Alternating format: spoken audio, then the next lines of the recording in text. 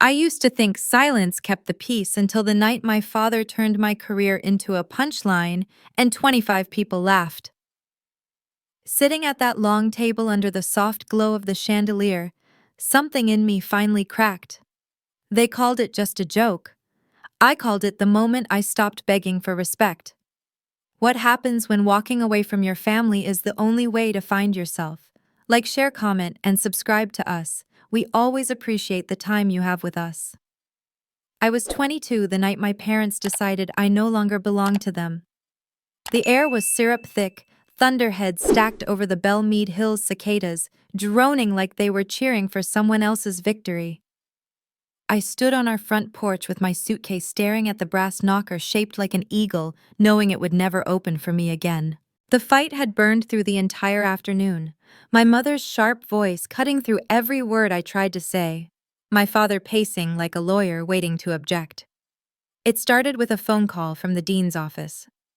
I'd taken a leave of absence from Vanderbilt's business track after 3 months of panic attacks, and nights I couldn't stop shaking. I'd been pretending to have it together, running on caffeine and fear, until I finally broke down in my dorm hallway. The counselor suggested time off, something to breathe, maybe explore what made me happy. What made me happy was art, design, color, form, the tiny thrill of creating something from nothing. When I told my parents I wanted to transfer into design school, my mother looked at me like I'd said I wanted to join the circus. Graphic design, she repeated, her lip curling as she poured herself another inch of Sauvignon Blanc. You want to waste our money on doodles? My father didn't even look up from his iPad. You were halfway to a business degree, Rowan. Do you have any idea what you're throwing away? Anxiety, Dad. Depression. I'm barely functioning. My voice cracked, embarrassing me further. Everyone gets anxious, he said. That's not a reason to quit. Cassidy sat across the room on the white sectional, scrolling through her pre-med notes, pretending to stay neutral but smiling when she thought I wasn't looking. She was 2 years younger and had always been their mirror image-driven, golden composed. She'd been the family's star since kindergarten spelling bees. I was the spare, the one they loved conditionally. I'm not quitting, I said. I just can't keep pretending this is what I want. I'm good at design. I could build something. Build something? My mother's laugh was brittle. We built something. A name? A reputation. You think we raised you so you could design coffee shop logos? She said it like filth. The storm outside cracked, lightning painting the room white for a second. My chest felt tight, the room spinning. Mom, I'm drowning here. I need to make a change before you embarrass us any further, she snapped. My father finally looked up, and that was somehow worse. You've always been too sensitive, Rowan. If you can't handle pressure, you won't survive the real world. You think art is going to save you. Grow up. I looked at him. The man who'd taught me to ride a bike, who'd once kissed my scraped knee and said, "Never let them see you cry." He looked at me now like I was a stranger. I realized he meant it. I tried one more time. Grandma May believed in me. She used to say, "Don't bring your grandmother into this," my mother cut in sharply. "She set up that education trust for both of you, not for you to squander. If you leave school, that money goes into a family account until you prove you can handle adult life." Her voice changed on that word, family. It excluded me. I caught the quick look my father gave her, the way his jaw tightened, and knew this wasn't spontaneous anger, it was decision-making, the kind that left no way back. When I started to cry, she smiled a little, like it proved her point. You're not stable enough to live on your own. You need discipline, structure. You're not getting another dime from us if you walk out that door. I took my suitcase from the hallway where I'd packed it earlier, half hoping I'd never need it. My hands shook so hard I dropped my keys. The metal clanged against the tile. My mother sighed like I'd spilled something on her carpet. She followed me to the porch, her heels clicking perfume strong as judgment. "You'll regret this," she said softly. "You always do." Lightning lit her face, smooth, immaculate, her expression carved from disappointment. Behind her, I saw our neighbor, Mrs. Perkins, pause mid-walk with her poodle, pretending not to stare. Everyone in Belmead watched everyone else. Appearances were the local religion. My father stood just inside the doorway, arms folded, silent. Cassidy leaned against the banister of the staircase, phone in hand. "Mom," she murmured, "people can see." My mother's eyes hardened. "Then let them see what failure looks like." I wanted to scream. I wanted to tell her how many nights I'd sat in the library trembling, trying to make sense of spreadsheets and feeling like my brain was short-circuiting. I wanted to tell her that I'd begged the counseling office for help, that I'd thought about ending everything just to stop the noise in my head. But she wouldn't have heard me. She never had. Instead, I said quietly, "You're supposed to love me anyway." She stepped closer, her voice low enough for only me. "Don't come back until you're someone we can introduce." Then she closed the door. It was such a small sound, the latch catching, but it split my life clean in two. I stood there for a long time, the storm swelling behind me, thunder shaking the porch lights. I could see through the window my mother smoothing her dress, my father turning the TV back on, Cassidy laughing at something on her phone. I wasn't even gone yet, and already they had moved on. The air smelled like wet grass and ozone. I pulled my suitcase down the steps, shoes sinking into the damp mulch, and started walking toward the bus stop at the end of the cul-de-sac. A car slowed beside me. Mrs. Perkins again, pretending she hadn't seen. She rolled her window down halfway, smiled that pitying southern smile. "Everything all right, sugar? I'm fine," I lied. She nodded clearly, relieved I hadn't made it awkward. The window slid up again, sealing her in her climate-controlled world. By the time I reached the stop sign, the rain came in earnest, warm and heavy. I didn't bother to run. The suitcase wheels hissed on the pavement mud, splattering my jeans. Somewhere behind me, a porch light flicked off. At the intersection under the dripping magnolia, I sat on my suitcase and pulled out my phone. One unread text. From Cass. "You chose this. Don't make it our problem." I stared at the words until the screen blurred. Then I put the phone away and whispered to no one, "I guess I did." The first place I lived after Belmead was a peeling yellow duplex on the east side of Nashville that smelled like burnt coffee and hope. Rent was cheap because the floor tilted slightly and the Wi-Fi only worked if you stood near the window. My desk was a Goodwill fine $25 with a cigarette burn shaped like a heart in the corner. I worked nights cleaning offices, slept in fragments, and lived mostly on caffeine and the will to prove I hadn't ruined my life. I didn't have school anymore, but I had YouTube tutorials. I'd wake up around noon, crack open my old laptop, half the keycaps missing, and teach myself the Adobe Suite pixel by pixel. Illustrator, Photoshop, InDesign. I treated them like languages that might one day let me say something the world would understand. I learned typography, color theory, and accessibility guidelines from strangers with kind voices and patient screen shares. My notebooks filled with sketches of imaginary brands, made-up cafes, and non-profit logos I'd never get paid to design. Eventually, I started freelancing. $50 logos for food trucks, $20 for a church bake sale flyer, $60 for a veteran who'd started a mobile car detailing service called Honor Shine. He insisted on paying double when I delivered early. "You respect the craft," he said. I think he meant more than the design. Most weeks I balanced 3 gigs, cleaning an office downtown, waitressing at a diner, and whatever small design jobs came through Craigslist or word of mouth. I drank gas station coffee so bitter it felt personal and slept on a mattress that made a noise like an apology every time I rolled over. But I was moving forward. Inch by inch, design by design, community found me before I realized I needed it. The diner's night barista, Leah, started saving me muffins at closing because she said I looked like someone who forgot to eat. Creative types, she'd joke, handing me a paper bag. The pastor from the little brick church on Woodland hired me to make a flyer for their summer festival and slipped an extra $100 into the envelope. "Don't tell the board," he said, winking. People like them reminded me that kindness didn't need to be blood-related to count as family. By the second year, I had a rhythm. The apartment got a bit less cold. My portfolio got stronger. I even printed business cards. Rowan Ellison designed simple, honest, human. It felt bold attaching my last name again, like taking back a word they'd tried to own. That was the year I met Ethan. He came into the diner after a long EMT shift, still in his paramedic uniform, exhaustion radiating off him like static. He ordered black coffee and eggs over easy, then tipped 40% without looking at the bill. When I thanked him, he just said, "Long night. Your keeping the world caffeinated seems fair." He came back the next night. And the next. Eventually, we started talking about more than the weather. He told me about patients who reminded him why he kept doing the job even when it broke his heart. I told him about the way fonts could change a mood faster than words could. He laughed at my bad puns and never once asked about my family. When he did learn months later, he didn't try to fix anything. He just said, "You didn't deserve that," and went back to stirring his coffee.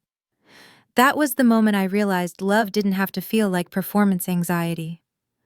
Around that same time, a name from the past found its way into my inbox: Professor Howard Bell. He'd taught a freshman design elective at Vanderbilt before the business program swallowed my schedule. He'd been one of the few people who'd ever looked at my work like it mattered. His email was short. "Heard through a colleague you're freelancing now. Would love to see your portfolio. There's a new committee at the medical school that might need design work." I stared at that message for a long time before replying. It felt like an old door opening a crack, not into my parents' house, but into a future I could actually choose. We met for coffee the next week. Professor Bell looked older, but his kindness hadn't aged a day. "I always told you talent doesn't die just because you take the long way around," he said after looking through my projects on the cracked laptop screen. He told me to stay in touch. For the first time in years, I believed someone when they said I had potential. That night, back in my room, I reorganized my life into labeled file boxes like it might keep me from unraveling. Taxes, invoices, sketches, client contracts. In the bottom drawer, I found something I hadn't touched since Bell Mead, a manila envelope marked May E. Ellison, Trust, Rowan, Cassidy. My grandmother's handwriting curved across the front, steady and elegant. I remembered her soft hands, her voice whispering, "Don't let anyone tell you creation isn't real work." She'd died my sophomore year. Mom had handled the estate, said everything was handled. I turned the envelope over in my hands, then shoved it back in the box. I didn't want their money, even if it was technically mine. Not yet. I wanted to know I could live without it. Nashville summers never stopped buzzing. The cicadas were back again, louder than the first year, louder than the loneliness. I was 27 now, still in that same room with the tilted floor, but everything else was different. I had clients who came back, savings that didn't disappear overnight, a boyfriend who called me fireproof when I doubted myself.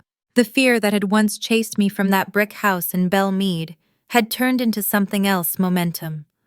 It was almost midnight when I closed my laptop after finishing a logo for a local bakery. I poured myself cheap wine in a chipped mug, scrolled through my messages, and smiled at a new review from a satisfied client. Then another notification appeared, a direct message on social media. The name made my chest tighten before I even opened it. Cassidy Ellison. The message was brief, polished, and personal. Save the date, May 22nd. Vanderbilt University Medical Center graduation gala. No greeting, no invitation, just an announcement like I was another stranger who might send flowers.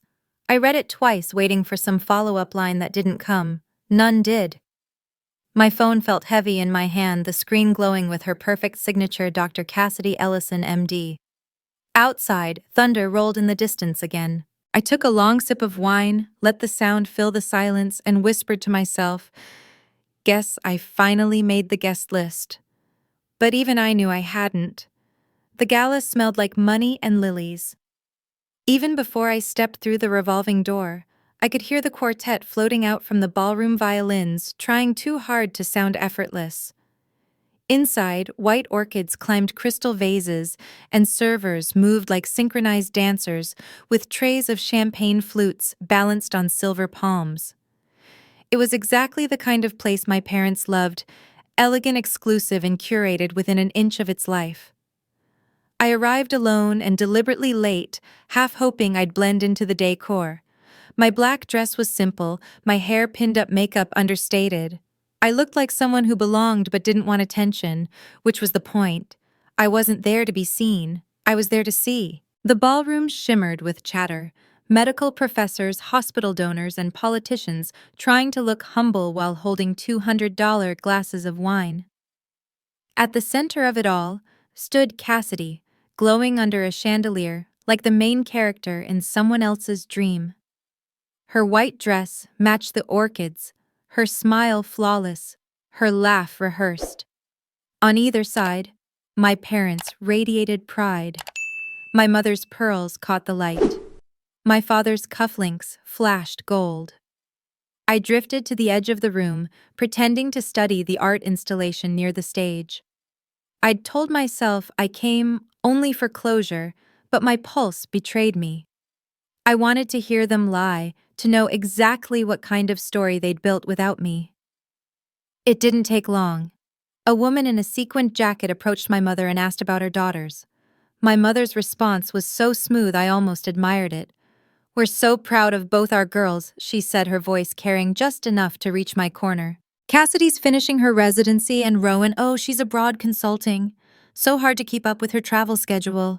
I felt the words like static under my skin. Abroad, consulting. I nearly laughed.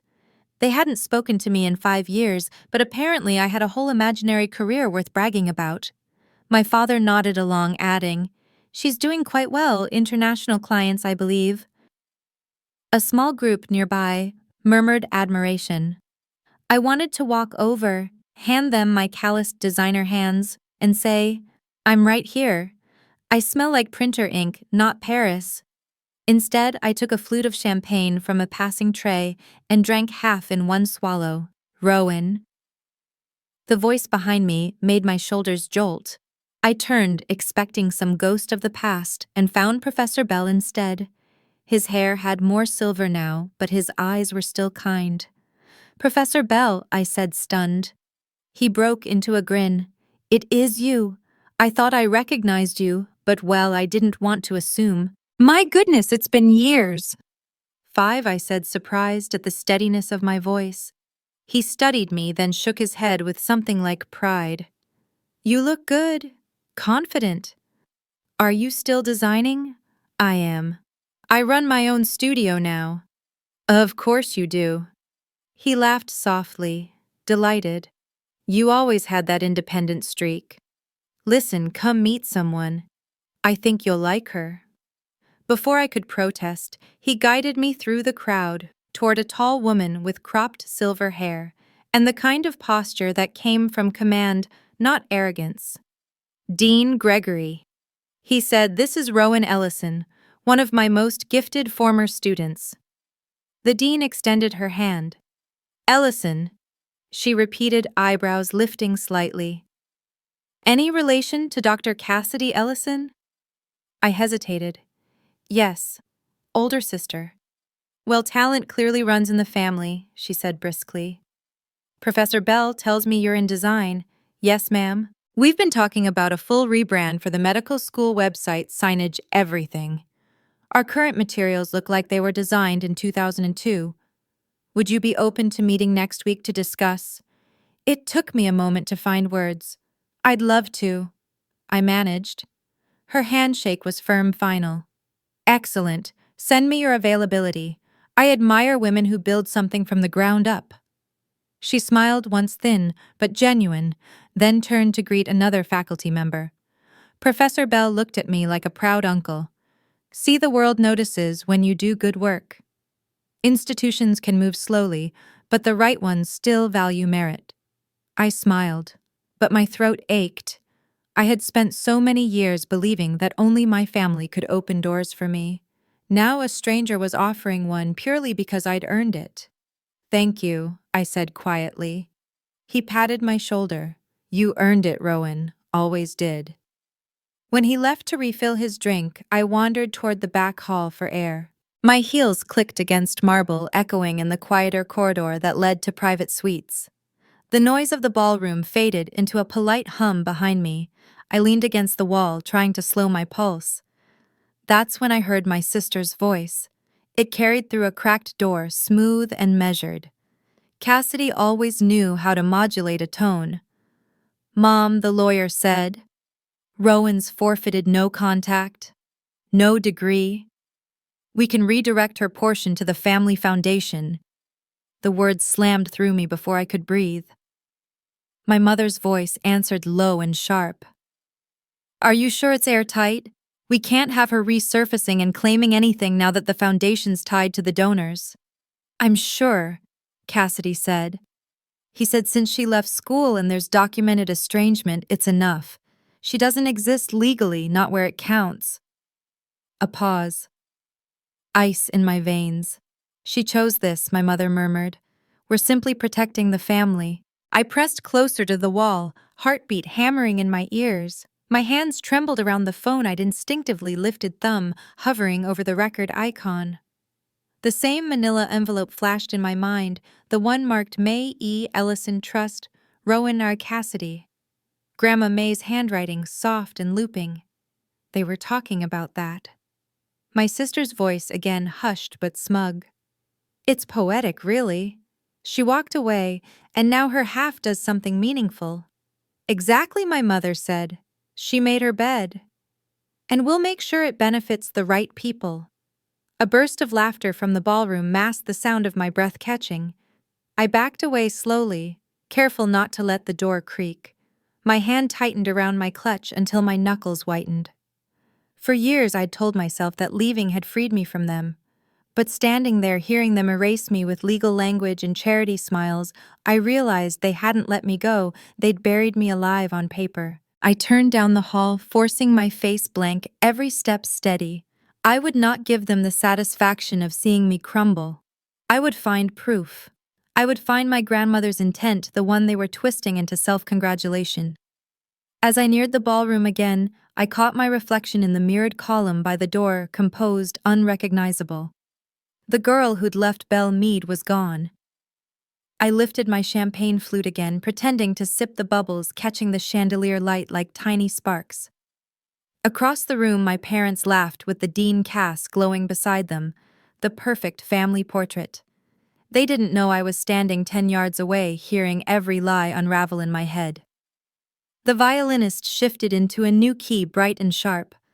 My pulse matched it. I wasn't there for their approval anymore. I was there for clarity. And I'd just found it.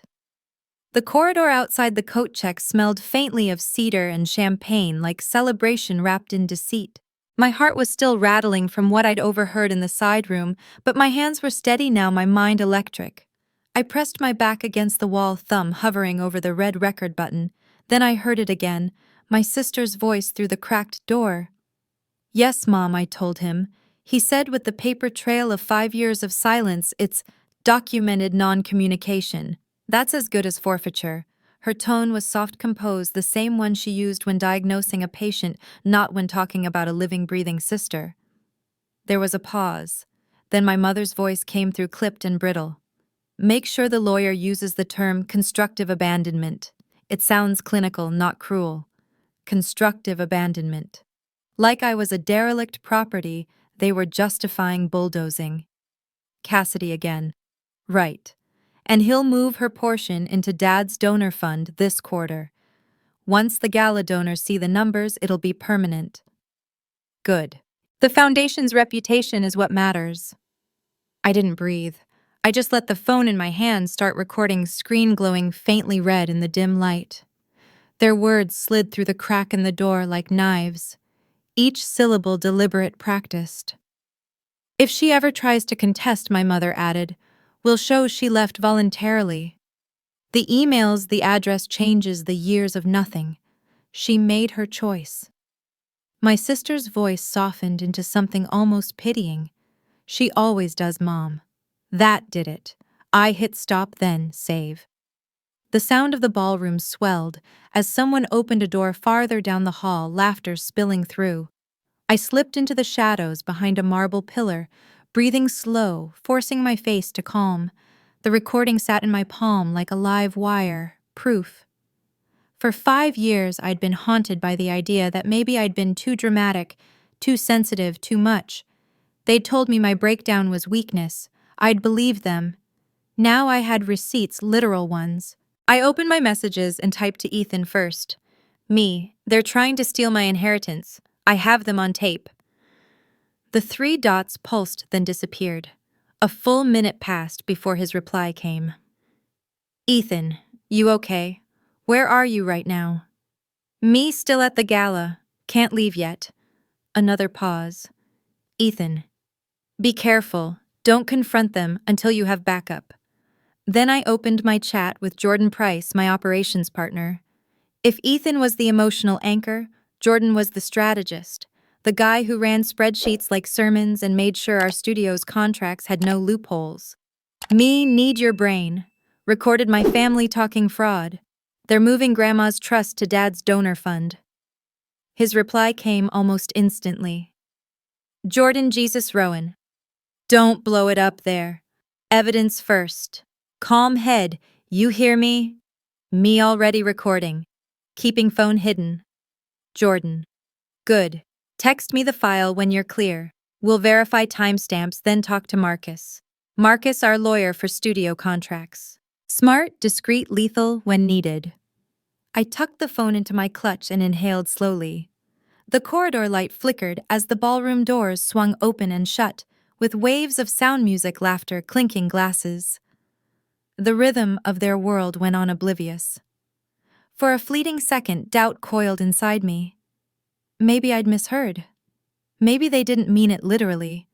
Maybe I was the unreliable narrator of my own life again, seeing betrayal in shadows that weren't there. I pulled the phone back out, put in my earbuds, and replayed the recording. Constructive abandonment. Move it to Dad's donor fund. She made her choice. The contempt in their voices was unmistakable. Not heat of the moment, anger, cold policy. They had written me out with the same precision they used on donor ledgers. A server brushed past me, whispering a polite, "Excuse me," as he carried a tray of empty glasses to the back kitchen. I nodded without seeing him. My thoughts looped between rage and something darker. Grief's older, sharper cousin. I'd spent 5 years building myself from nothing, piece by piece, believing that distance equaled safety. Yet even that wasn't enough. They hadn't just forgotten me. They were still feeding off me, converting my grandmother's love into their own currency. Evidence first, Jordan had said. Fine, I could do that. I'd built my entire career on patience, on perfecting the smallest pixel before revealing the design. I could be patient with this too. Still, part of me wanted to storm through those ballroom doors, climb onto the stage, and make every donor choke on their champagne. I wanted to say, "Here's your golden family. Here's what pride looks like when you peel the varnish off." But I didn't. Not yet. I pressed my thumb over the clutch clasp until it left a crescent mark on my skin, grounding myself. One heartbeat at a time. Voices drifted from the ballroom announcements, the shifting tone of an event moving into speeches. I could hear the microphone feedback squeal faintly. "Ladies and gentlemen," a man's voice boomed through the speakers, a familiar one. If I could have your attention, my chest tightened. Grant Ellison.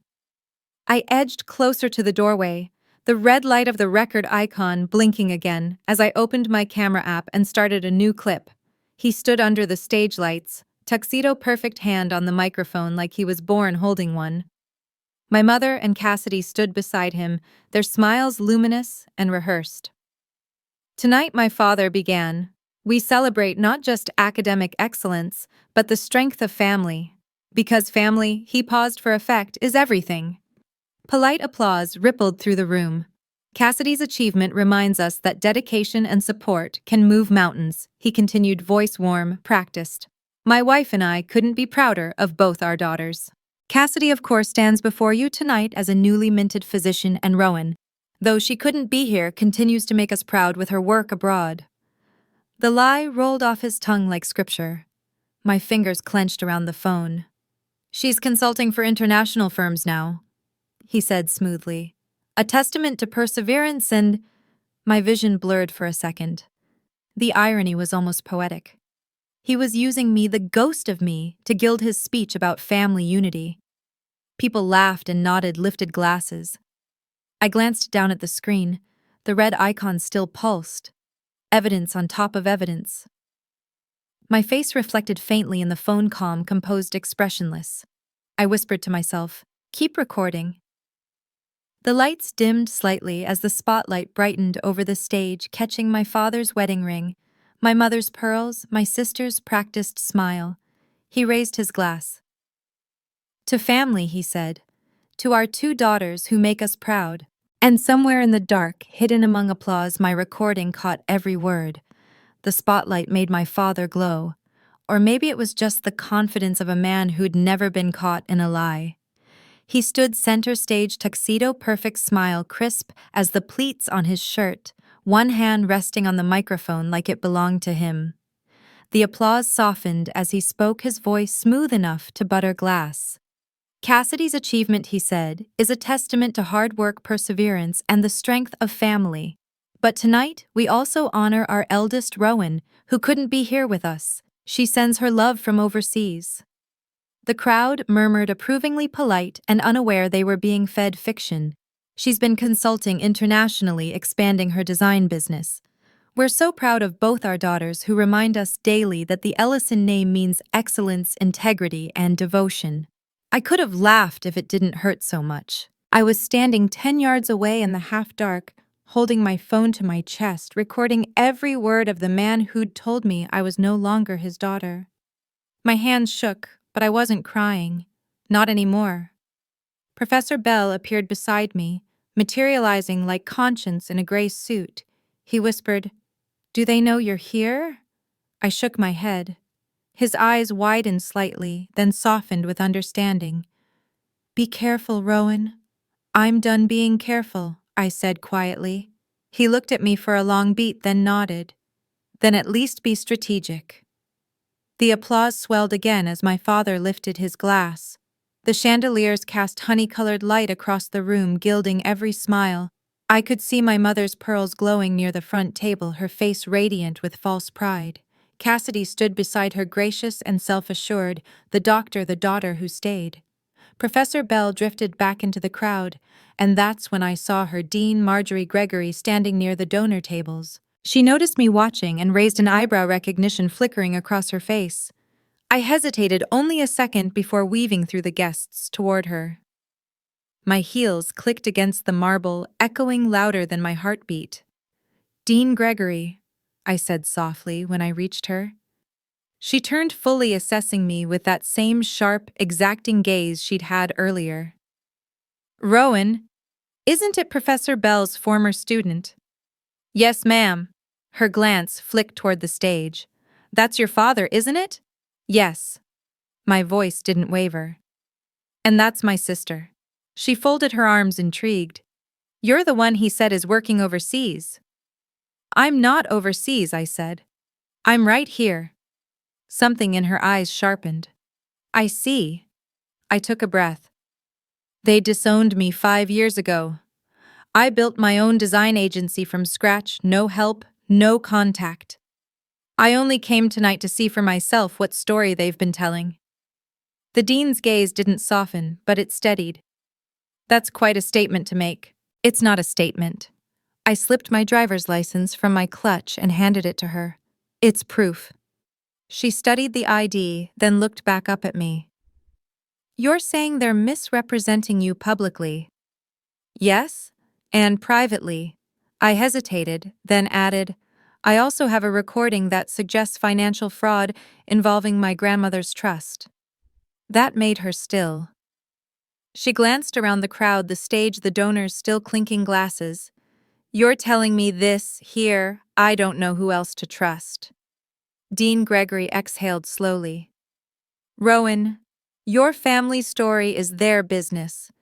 Your work, however," she handed back the license, "is mine. The meeting stands for next week. You earned that regardless of whatever this is." I nodded, my throat tightening. "Thank you." She touched my arm briefly, a quiet gesture of solidarity, then turned back toward the stage as applause rose again.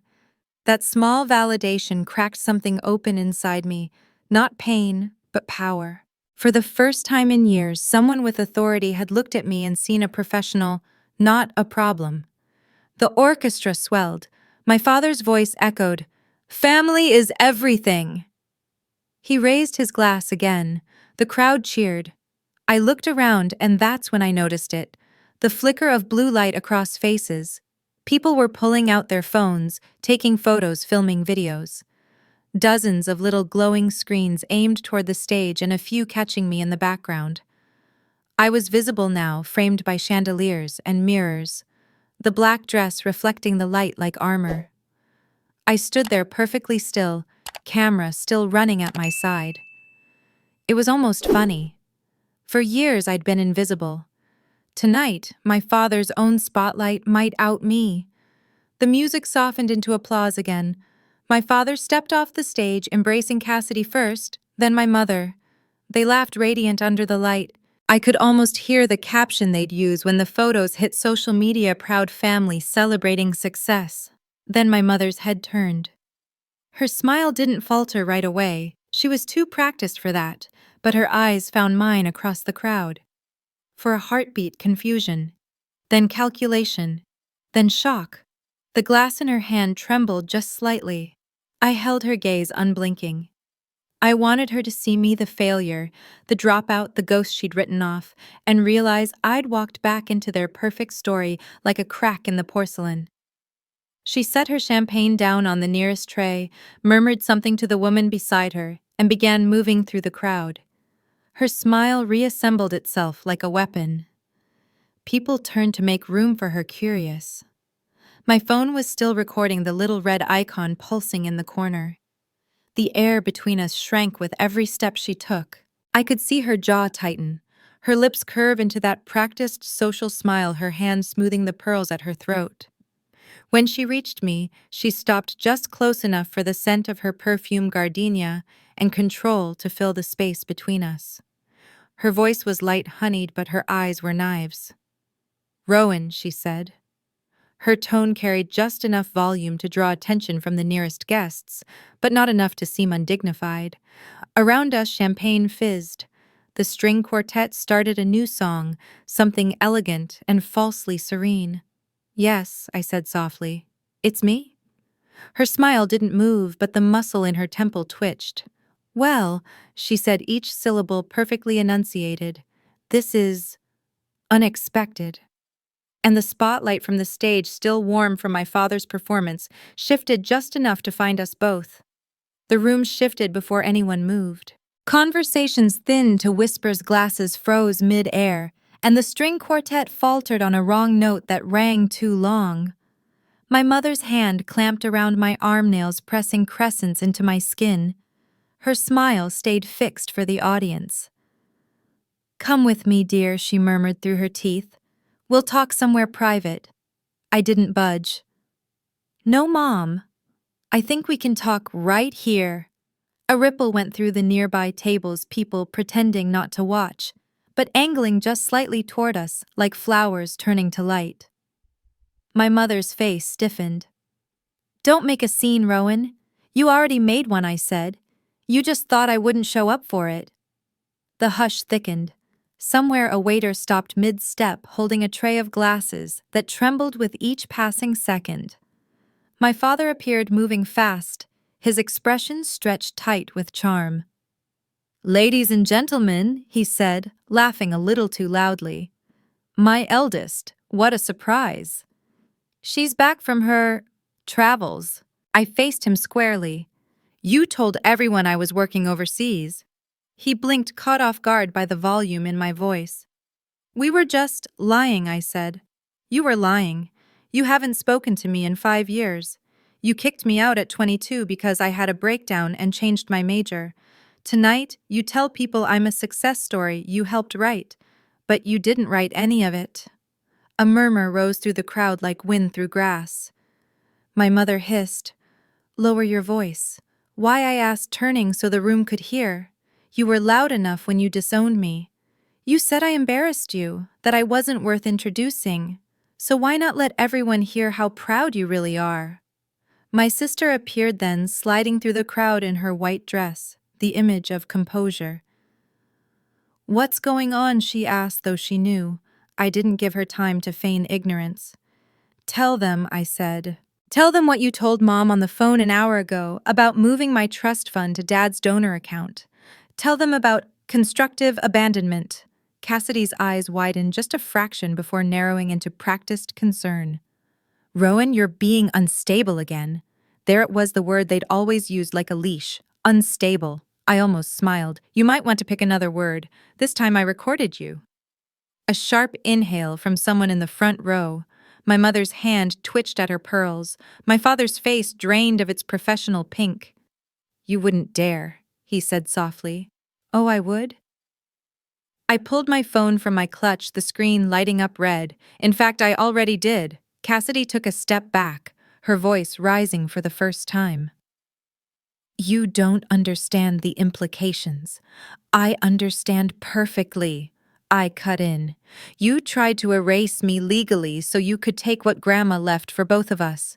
You've been using my name to polish your image while writing me out of your family ledger. The air crackled. Someone's phone camera flashed. Then, unexpectedly, Professor Bell's voice came from behind me, steady calm, cutting through the noise. I can vouch for Ms. Ellison's work and her character, he said. I taught her in college before her withdrawal. She was one of the most talented design students I've seen in 20 years. What I'm hearing tonight isn't family pride, it's exploitation. All eyes turned to him. He didn't flinch. Dean Gregory was next. She stepped forward, face impassive but voice deliberate. Mr. and Mrs. Ellison, she said, this is troubling. I heard your earlier comments regarding both daughters. If even part of what your eldest is saying is true, it raises serious ethical questions, especially considering the Foundation's connections to the university. My father swallowed hard. Dean Gregory, with all due respect, this is a private matter. Not anymore, she replied. My mother's mask cracked, then her smile folding into something desperate. Rowan, please, let's talk about this later. No, I said again. Later's how you got away with it for years. The tension snapped when the ballroom doors opened, letting in a sliver of hallway light, and Jordan Price strode in, tall and composed, his dark suit perfectly unrumpled. He moved through the crowd like a current, a tablet under his arm. I hadn't called him, but I should have known he'd come anyway. He reached me and offered a small nod. Sorry I'm late. Parking. Then to my father, Mr. Ellison. I'm Jordan Price, Rowan's business partner at Ellison Studio. He tapped his tablet, and the screen flared bright, projecting across the mirrored column beside us, our company homepage, the logo gleaming against a white background. We employ 12 people, he said evenly. Last year's revenue exceeded $1.8 million. We handle clients across 6 states, including veteran-owned startups and community nonprofits, all built without a dime from your family. A gasp rolled through the audience. My father's mouth opened, then closed. Jordan swiped again, displaying a montage of projects, logos, rebrands, community campaigns. Rowan's work speaks for itself. So does her integrity. You can verify every invoice, every tax record. He turned to the dean. We also partner with small colleges on design internships, fair pay mentorship, and accessibility initiatives. She built that program because she remembered what it felt like to be discarded. The dean's face softened for the first time. Impressive, she murmured. I felt the ground steady beneath me, the room that had been tilting, righting itself just slightly. My father's composure finally cracked. You came here to humiliate us. I met his eyes. No, you did that yourself. I came here to tell the truth. He glanced at the cameras now lifted around the room, the phones recording the donors whispering. Image was oxygen to him. I was choking him by standing still. Cassidy's voice trembled. You're destroying this family. This family destroyed itself the night you told me I didn't exist. Silence again, dense total. Even the air seemed to pause. Then Jordan leaned in his tone low enough only I could hear. "Attorneys downstairs," he whispered. "Your move." The words landed like a match in dry grass. I slipped my phone into my clutch, straightened my shoulders, and looked at my parents. Two people who had measured love in bragging rights and finally miscalculated. "Good," I said softly. "Let's finish what you started." And as the cameras blinked and murmurs spread like wildfire through the ballroom, the room tilted one last time, but this time it tilted toward me. The city looked like static through the office window light, bleeding into fog, the Cumberland River, a thin silver thread. It was close to midnight, and the only sound inside Marcus Lang's office came from the vending machine in the hallway humming like an old refrigerator. I sat at the conference table between Jordan and Ethan, hands still trembling from adrenaline that hadn't burned off since the gala. Marcus, our lawyer, didn't bother with small talk. He was a man who treated words like currency spent carefully, never on sentiment. He tapped a pen against a legal pad, eyes flicking between us. "All right," he said. "Tell me everything and don't leave out context." So I did. The disowning at 22, the 5 years of silence, the fake narrative about me consulting abroad, the overheard call about transferring the trust, and finally the confrontation. When I finished, the office felt smaller, like the walls had moved in to listen. Marcus nodded once. "Good. You did the right thing recording them." Jordan folded his arms. "We need to lock this down. If they try to pull anything, freeze accounts, contest ownership, smear her name, we respond fast." Marcus started listing options, each word clipped, deliberate. Step 1. File a formal demand for full access to the May Ellison Trust under its original terms. Step 2. Issue a cease and desist against your parents and sister for using your name or likeness to enhance their reputation or secure donations. Step 3. Propose a mutual non-contact agreement, legally binding, to keep them out of your life and business. He flipped a page. And if they resist, Step 4, civil suit for attempted fraud, plus exposure to the donors and institutions connected to their foundation. The hum from the vending machine seemed louder now, mechanical and indifferent. I exhaled, half laughing, half exhausted. "That's a lot." Marcus leaned forward, voice even. "You've been playing defense for years, Ms. Ellison. This is offense, clean, documented, professional. You're not torching them, you're enforcing boundaries with teeth." Ethan reached across the table, his hand finding mine. His thumb brushed my knuckles like punctuation. "Whatever you decide," he said quietly, "choose the version of you you can live with." That grounded me more than anything else in the room. I looked at the city again, at the high-rises glittering like they belonged to other people's stories. I'd spent 5 years thinking revenge meant fire, but sitting here under fluorescent lights with a folder of evidence and friends who'd shown up for me, I realized revenge could also mean precision. "I don't want to destroy them," I said. "I just want what's mine, and for them to stop pretending they built me." Marcus nodded. "Justice, not scorched earth. That's doable." Jordan drummed his fingers against the table. "And if they try to spin this, make her look like some unstable dropout with a vendetta?" Marcus smiled faintly. "Then we let the documents speak. The law doesn't care about reputation, spin, it cares about evidence." He tapped the stack of printed screenshots and recordings on the table. "And we have plenty." He opened his laptop and began typing, the click of keys steady and calm. "I'll draft the notice tonight. We'll keep it simple and professional: acknowledgement of recorded statements, confirmation of intent to redirect trust assets, and a formal demand for correction. Send it to both parents and their counsel," Jordan said. Marcus nodded, already pulling their firm's email from the Tennessee Bar Registry. While he typed, I scrolled through the video from the gala, shaky footage captured by guests. There I was, standing under the chandelier, black dress gleaming, my mother's hand on my arm. I didn't look broken anymore. I looked unmovable. Ethan leaned closer. "How are you feeling?" I shrugged, like I can finally breathe, but also like I might throw up. He smiled. "Sounds about right." Jordan poured coffee from the carafe Marcus kept near the printer. It was burnt and bitter, but no one complained. The city outside the window pulsed with blue from a distant neon sign, and the light cast stripes across the table. Marcus's typing slowed. "Almost done," he said. "I'll include a line about third-party witnesses, the dean and your former professor. That'll add weight." I thought of Dean Gregory's measured face, of Professor Bell's voice cutting through the noise. She was one of the most talented design students I've ever seen. That memory steadied me. I wasn't the dropout anymore. I was the adult in the room. Marcus finished the draft and turned his laptop around. "Read it." The email was short, factual, merciless. Subject: notice of intent, May Ellison Trust, and related matters. This communication serves as formal notice that Ms.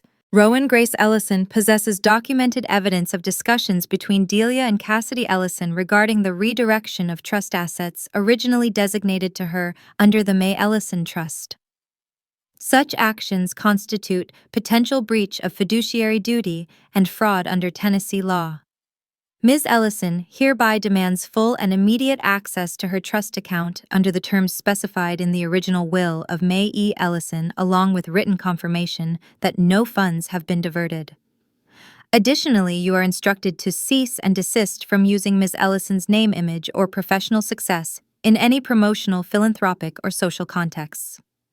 Ms. Ellison seeks a mutual non-contact agreement to preserve peace and privacy. Please acknowledge receipt within 24 hours to avoid escalation. Marcus added his electronic signature, the firm's logo crisp beneath it. Jordan whistled softly. "Concise, brutal. I like it." Ethan squeezed my hand again. "You sure you're ready?" "I've been ready since they closed the door on me," I said. Marcus clicked send. The email vanished into the ether, a digital line in the sand. We sat in silence. The vending machine hummed, a siren wailed faintly somewhere downtown, and the city clock chimed midnight. Marcus refreshed his inbox twice, then the notification popped up. Read receipt, 11:57 p.m. Seconds later, a reply appeared. He opened it, eyes narrowing as he read. Then, he turned the screen toward me. From Delia Ellison. Subject: Notice of intent message. Will discuss. That was it. 2 words, polite on the surface, sharp underneath. I felt the tremor of old fear rise, then fade. I looked at Marcus. "What does that mean?" He leaned back, a hint of a smile. "It means they're scared, and that Miss Ellison is leverage." Outside, lightning flickered faintly over the skyline. I thought of that first night on the porch, the thunder, the slammed door, the echo of my mother's voice. "Don't come back until you're someone we can introduce." Now she'd have to. The hum of the vending machine deepened into silence as its timer clicked off. The office lights seemed harsher for a moment, then steadied. I took a long breath. "Okay," I said. "Let's discuss." The conference room felt colder than it should have. Morning sunlight fell through the tall windows, slicing the table into halves, mine and theirs. Marcus sat to my right, calm and razor-sharp in his navy suit. Jordan had a tablet open beside him, quietly tracking every word.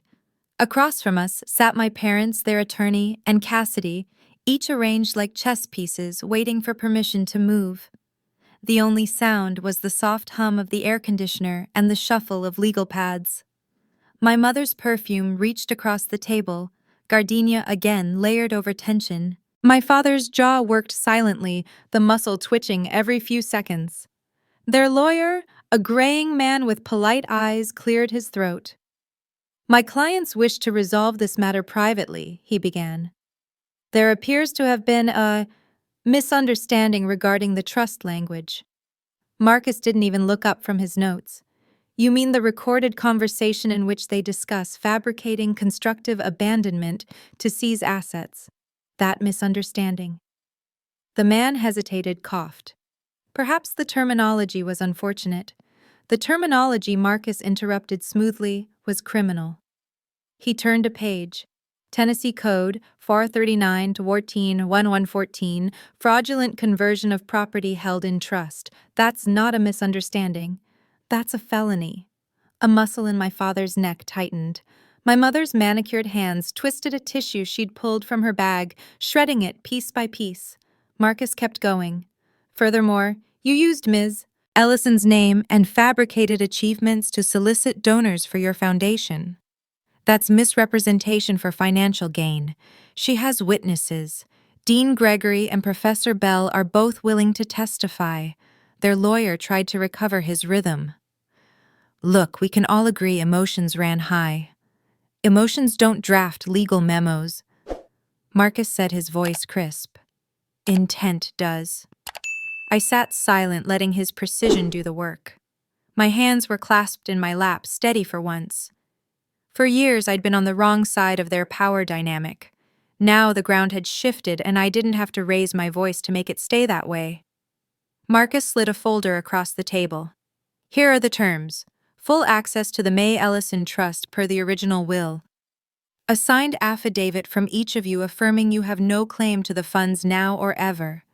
Immediate cessation of using Ms. Ellison's name, likeness, or career in any context, social, charitable, or professional. And finally, a binding non-contact agreement. You will not reach out to her directly or indirectly without her consent. The lawyer skimmed the papers, his polite expression thinning. You're asking them to sever their relationship permanently. Marcus met his gaze. They severed it 5 years ago. We're just putting it in writing. My father finally spoke, his voice low and tight. How much is in this trust exactly? Marcus didn't blink. Enough that this conversation should end. That landed. My mother's face went pale. Cassidy looked down, twisting her graduation ring around her finger. Rowan, my mother said suddenly, turning to me. We made mistakes.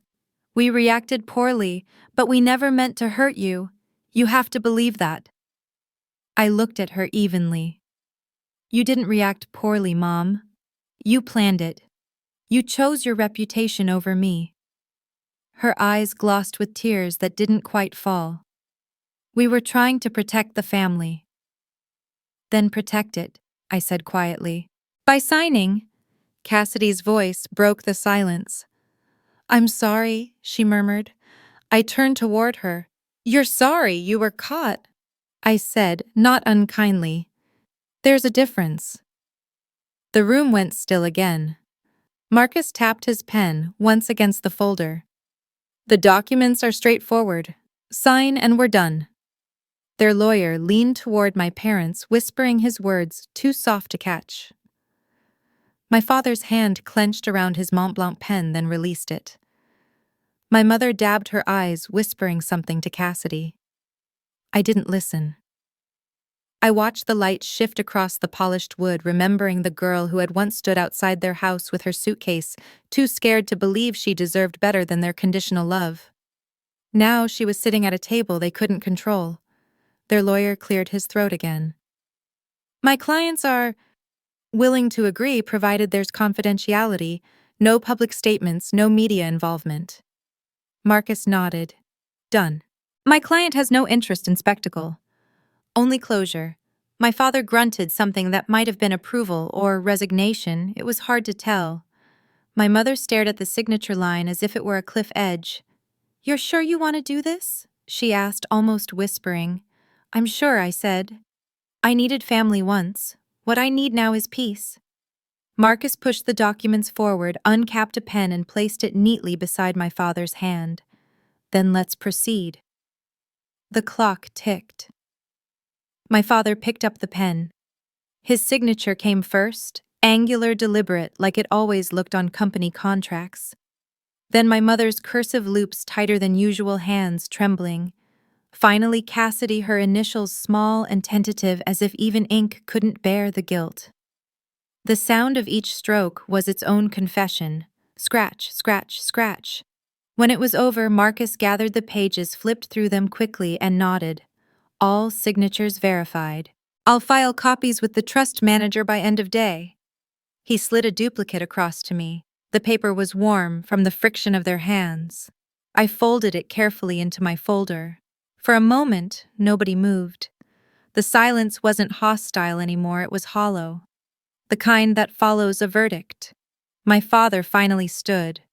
"I hope you're happy," he said, voice rough. I looked up at him steady. "For the first time, I am." He hesitated, maybe waiting for some final grace I didn't owe him, then turned and walked out. My mother followed, dabbing her eyes again, her perfume lingering behind her like denial. Cassidy paused at the door, looked back at me, and opened her mouth, but no sound came. She left it that way. When they were gone, the room felt bigger, air rushing in where their control used to sit. Jordan exhaled. That, he said, was brutal. Marcus smirked faintly. Brutal is efficient. He gathered his notes. They won't contest it. Too much risk. Enjoy your peace, Ms.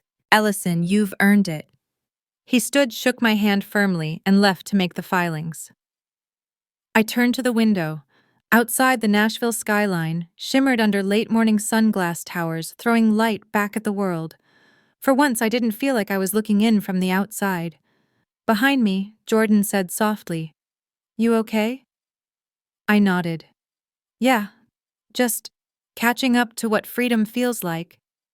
We stood there in the quiet, the signed papers between us, the ink still drying, a lifetime, rewritten by 3 signatures and 1 choice. Then faint but final came the sound I'd waited years to hear, the last pen scratch echoing in memory. One by one they'd signed. The trust transfer cleared on a Wednesday morning. The email arrived while I was at the studio, sunlight falling across the drafting table like a quiet benediction. Funds available for disbursement per the terms of the May Ellison Trust. For 5 years that sentence had lived in other people's mouths, lawyers, parents, rumors. Now it lived in mine. I didn't cry. I didn't even sit down.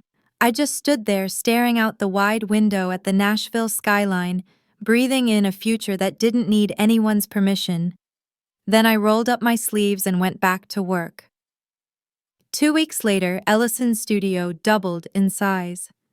We rented the floor above our old one, knocked out the dividing wall, and painted everything in clean whites and soft grays. On the far side of the new space, I added a wall of Polaroids, our crew, our clients, our projects. It wasn't decoration.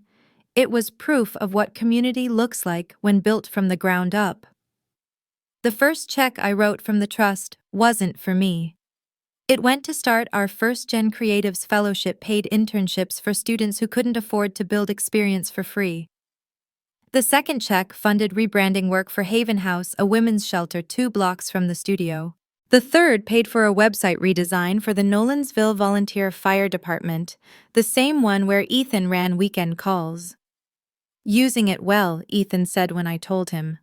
We were sitting on the firehouse steps, his uniform still smelling faintly of smoke and diesel. He smiled, sun catching on his badge. "Your grandmother would like that." "She'd say it's overdue," I said. He grinned. "And she'd be right." Dean Gregory called me into her office not long after. The med school rebrand had officially been awarded to Ellison Studio. "You earned this," she said, tapping the contract with a pen. "Your work, your integrity. I wanted that firewall in writing, no connections to the Ellison Foundation, no family channels, pure merit." "Thank you," I said. And I meant it. She'd seen the truth and still chosen fairness. Professor Bell stopped by during our first presentation, shaking my hand like a proud uncle. "Full circle," he said, smiling. "You turned the thing that broke you into the thing that feeds you." The contract became our anchor project for the year: web overhaul, donor transparency, design updated accessibility standards. My team threw themselves into it with quiet pride.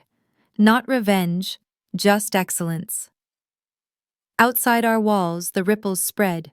By the end of summer, word had circulated through Belle Meade's social circuit. The Ellison's story had gone from scandalous to radioactive. My father's donor fund lost 2 corporate partners after the recordings quietly made their way to a few key inboxes. My mother resigned from her club's philanthropic board to focus on family matters. The phrasing was delicate, the truth was not.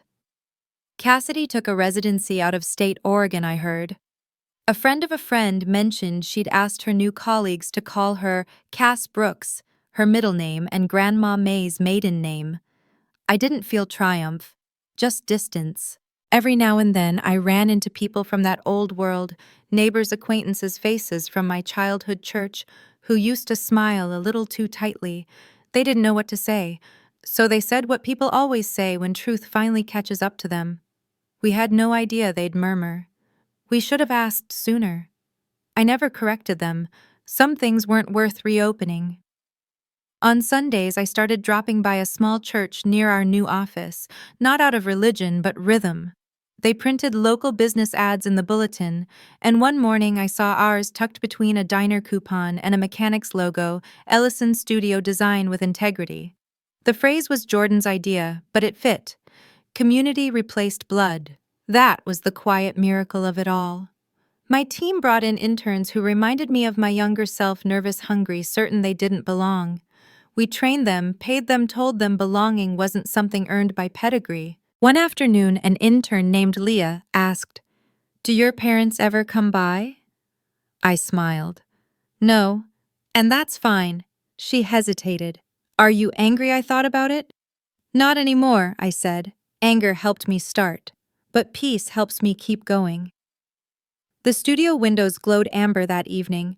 Jordan dimmed the lights, Ethan stopped in with coffee, and the team packed up to head home. I stayed behind, sorting through the last of the trust paperwork Marcus had mailed over a folder stamped closed in neat block letters. Tucked inside was an envelope I didn't recognize. Thin, cream-colored, handwritten, May E. Ellison. My grandmother's name looping and elegant. My breath caught. I unfolded it carefully. Inside wasn't a letter or a check, just an old recipe card, the ink faded but still legible. "Pecan pie serves 6, it read in her slanted cursive. And beneath the ingredients, in smaller writing, a note. "Love is what you do." That was all. No sermon, no explanation. Just the same lesson she'd taught me with her actions years before the family name had turned toxic. I placed the card in a frame on my desk, beside a photo of our team smiling under the studio sign. When I turned off the lights that night, the reflection in the glass wasn't the dropout who'd stood on her parents' porch, begging to be seen. It was the woman who had learned to make her own definition of family, one fair contract and one good deed at a time. Outside, the city pulsed with its own heartbeat, traffic, laughter, music from a rooftop bar down the block. I walked to the window and watched it all move. Ethan texted shifts quiet. "You okay?" "Yeah," I replied. "Just closing loops." "Proud of you," he sent back. I smiled. "Love is what you do," I murmured, tapping the frame. And somewhere beyond the glass, the skyline glowed 1,000 small lights, all earned, all mine. The night of the open house felt like a second kind of graduation one nobody could take away. String lights zigzagged across the courtyard behind the studio, glowing soft gold against the brick walls. Folding tables were covered with barbecue trays and paper cups of sweet tea. The smell of hickory smoke and cornbread drifted through the air, familiar and grounding. Ethan moved between the tables, laughing with my interns, refilling glasses at home, among them the way he'd always been. The pastor from the cafe down the block had shown up with his wife and a box of homemade cookies. The barista who used to slip me day-old muffins during those first hard months hugged 2 of my designers like they were family. Someone had brought a guitar. Someone else strung fairy lights through a potted plant. It wasn't fancy, but it was ours. I stood near the studio door, a cup of lemonade in hand, watching them, my people. They weren't society names or donors. They were teachers, students, paramedics, small business owners. The kind of people who remember your coffee order, who help you move on a Sunday, who measure success in something quieter than applause. This was what healing looked like. Winning had been the signatures on those papers, the sharp pen strokes that sealed my parents' fate and returned what was mine.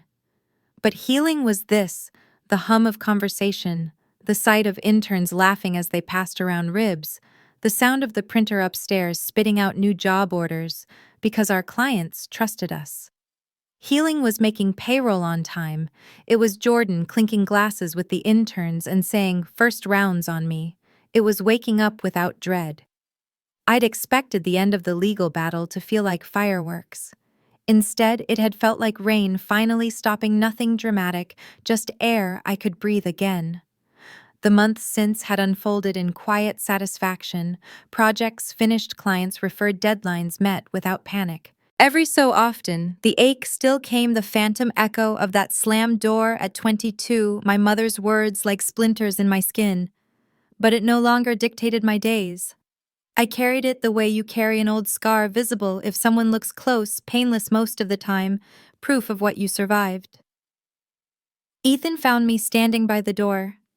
"You've been staring at the crowd like you're memorizing it," he said, handing me a plate of coleslaw and brisket. "Maybe I am," I said. "It's still strange seeing everyone here. For so long, the idea of people showing up felt impossible." He smiled. "People always show up for the right reasons. You just had to become one of them." I looked around again. The pastor laughing with one of our interns, Jordan, trying to teach the barista how to line dance the mural we'd painted on the back wall that read, in simple black letters, "We build honest things." I took a bite of brisket, then asked, "Do you ever think about what might have happened if I hadn't left? If I'd stayed and tried to make them proud?" Ethan shook his head. "No point. You didn't stay and you made yourself proud. That's the only version that matters." He hesitated, then asked, "You ever think about changing your name? I mean, Ellison's got baggage." The question hung between us, light but deliberate. The same last name that had been wielded like a brand burned into me through every insult and dismissal. I smiled, small but certain. "I've thought about it," I said. "But I'm keeping it." He raised an eyebrow. Yeah, I said. "I'll keep it, and change what it means." Ethan grinned. "That sounds like you." Later, when most of the guests had gone, Jordan helped me carry folding chairs inside, while Ethan rinsed cups by the sink. The string lights swayed in the humid breeze. The laughter from the street faded as cars pulled away. When the courtyard finally went quiet, I locked the studio door and turned off the lights one by one. The mural outside glowed faintly under the street lamp we build honest things. Inside, the space looked different at night. Shadows softened the desks, the polished wood floor, catching bits of reflected light from the city outside. The air smelled faintly of sawdust and paint, the smell of work, of things becoming. I walked the perimeter, slowly touching the corners of the desks, the bulletin board covered with sketches and sticky notes. Each mark was proof that the dream I once thought I'd forfeited had not only survived, it had multiplied. I paused by my office door. On the wall above my desk hung Grandma May's recipe card, framed and steady. "Love is what you do." The handwriting had faded further since I'd found it, but the words hadn't lost their weight.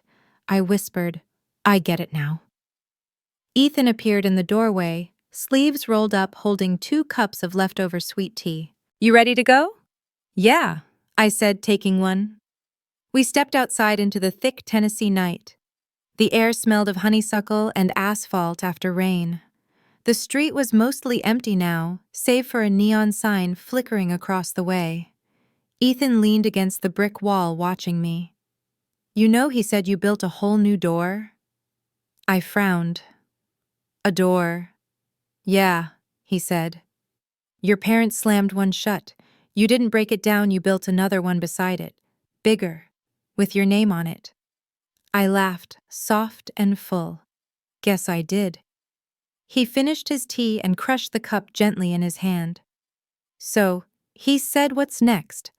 I looked down the quiet street, past the glow of the last cars, leaving past the reflections in the studio windows. "Whatever I want," I said simply. I locked the door, feeling the key turn cleanly in the lock, a sound that used to mean being shut out, but now meant ownership.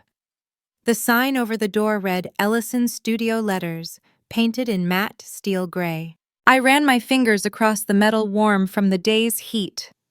The cicadas hummed from the trees, and somewhere a train horn echoed faintly. I breathed in the thick, living air of Tennessee, humid, imperfect, real. Behind me, the studio lights went fully dark.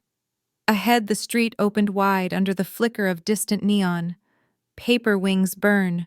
Real ones are made of work. I slipped my keys into my pocket, took Ethan's hand, and walked toward the sound of the city, unafraid. As Giada closes her laptop that night, the city lights reflecting in her window feel less like distance and more like proof of how far she's come. Her story reminds us that sometimes walking away isn't defiance, it's dignity. If this story resonated with you, make sure to subscribe and share your thoughts below. We read every comment. Thank you for listening. This has been a story from Radiance. We'll see you next time.